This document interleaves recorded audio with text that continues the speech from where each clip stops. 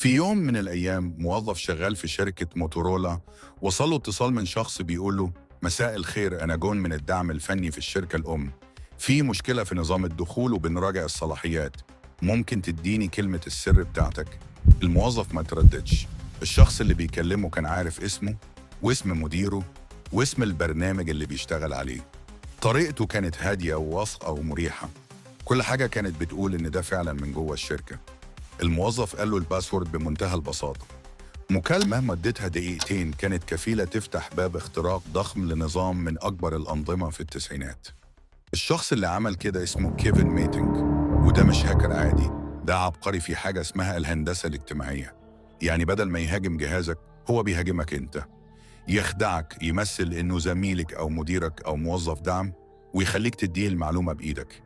مايتنك اخترق شركات عالمية زي موتورولا ونوكيا واي بي ام وسون مايكرو سيستمز وحتى وزارة العدل الأمريكية، وكل ده من غير ما يكتب كود واحد.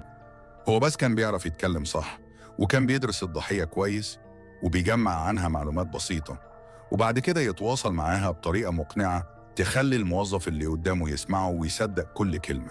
كتب كتاب اسمه فن الخداع The Art of Deception، والكتاب ده مش بيعلمك تخترق، لكن بيوريك ازاي ممكن أي بني آدم يبقى نقطة ضعف في أي نظام حماية، وازاي ناس كتير بتدمر شركات من غير ما تاخد بالها لمجرد إنها صدقت حد بيتكلم بثقة. أول جزء في الكتاب بيتكلم عن أساس الهندسة الاجتماعية، وبيقولك إن أكبر ثغرة في أي نظام حماية هي الإنسان نفسه، مش التكنولوجيا، مش الأجهزة، مش البرمجيات، الإنسان. وده لأن الناس بطبعها بتحب تساعد، بتحب تظهر إنها متعاونة، مش بتحب ترفض أو تتكسف تقول لأ. المهاجم هنا مش بيجي بتهديد ولا بيكسر باب، هو بيجي بصوت هادي ولبس رسمي وطريقة كلام تخليك تحس إنك بتتعامل مع حد من جوه النظام. مايتنك بيأكد إن أي هجوم ناجح بيبدأ بمعلومة بسيطة، ممكن تكون اسم مديرك أو نوع البرنامج اللي شركتك بتستخدمه أو اسمك الكامل من لينكدين أو صورة من احتفال الشركة نازلة على فيسبوك. هو بيجمع شوية تفاصيل ويبني عليهم قصة كبيرة، قصة مقنعة هادية واضحة وسريعة، ترد عليه بثقة وتساعده وانت مش واخد بالك انك فتحت له كل الابواب.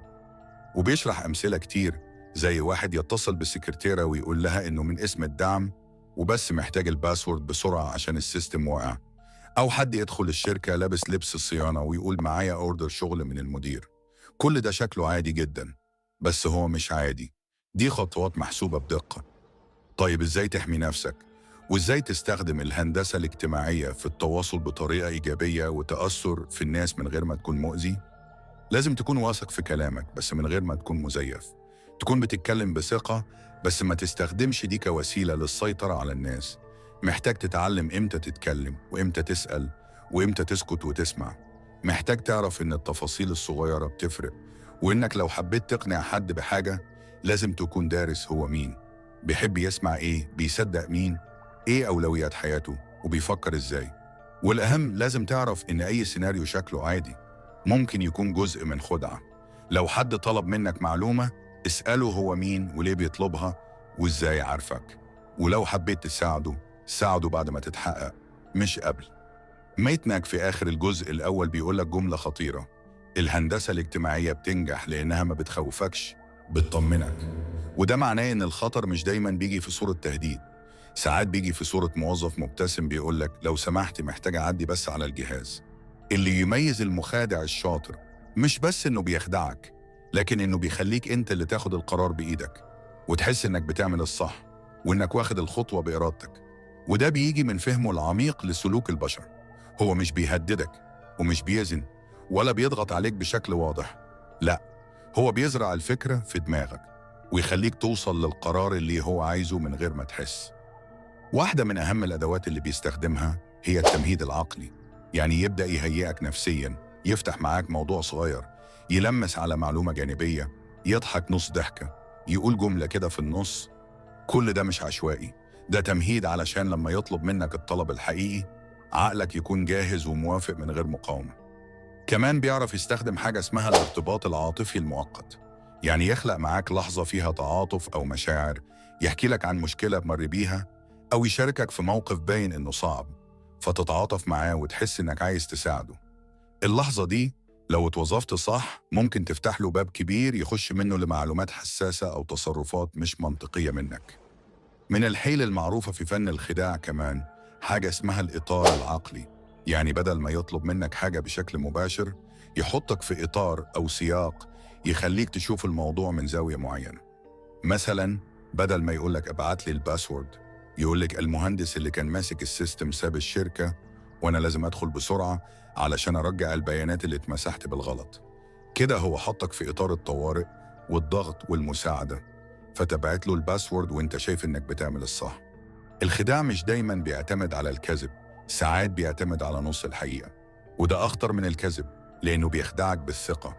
يقولك معلومة واحدة صح ويكمل عليها معلومتين غلط، بس لأن البداية كانت صح عقلك بيصدق الباقي، وده بيخلي الضحية تحس إن المخادع فاهم وشاطر، فتبدأ تثق فيه أكتر. والمخادعين بيعرفوا يستخدموا لغة الجسد كويس جدا، نبرة صوتهم، تعبير وشهم، طريقة وقفتهم أو قعدتهم كلها متخططة. ممكن يتكلم وهو باصص في عينك، أو يستخدم إيديه علشان يأكد كلامه، أو يضحك ضحكة خفيفة في وقت محسوب. الهدف دايما إنه يبان طبيعي وودود ومفيش أي خطر. في كمان تكنيك اسمه غرس المعلومة في اللاوعي، يعني يقولك جملة في النص كده من غير ما يطلب منك حاجة، لكن عقلك يسجلها. بعد شوية تلاقي نفسك بتنفذ اللي يتقال من غير ما تربط إنه هو اللي قاله. مثلا يقول لك أظن إن الناس اللي بتشتغل في الشركة دي دايما بيردوا بسرعة على الإيميلات، وبعدها بساعة يبعت لك إيميل فترد بسرعة لأنك مش عايز تكون استثناء. فن الخداع مش مجرد كلام حلو، دي لعبة نفسية فيها دراسة وتحليل وسيناريوهات متخططة بدقة. المخادع المحترف ممكن يقضي أيام أو أسابيع يذاكر عن ضحيته، بيشتغل فين، بيصحى الساعة كام، مين أصحابه، بيحب يسمع لمين. كل تفصيلة بيخزنها علشان يستخدمها في اللحظة المناسبة. علشان كده مهم جدا نعرف إن أقوى دفاع ضد الخداع مش الشك لكن الوعي. يعني تكون دايما فاهم إن أي موقف ممكن يكون جزء من سيناريو أكبر، وإن مش كل الناس اللي بيتكلموا بلطف نيتهم كويسة. الوعي مش معناه الشك في كل الناس، لكن معناه إنك ما تتصرفش بشكل تلقائي. خد وقتك، فكر واسأل نفسك هو ليه بيطلب مني كده؟ وهل فعلا هو الشخص اللي بيقول عليه؟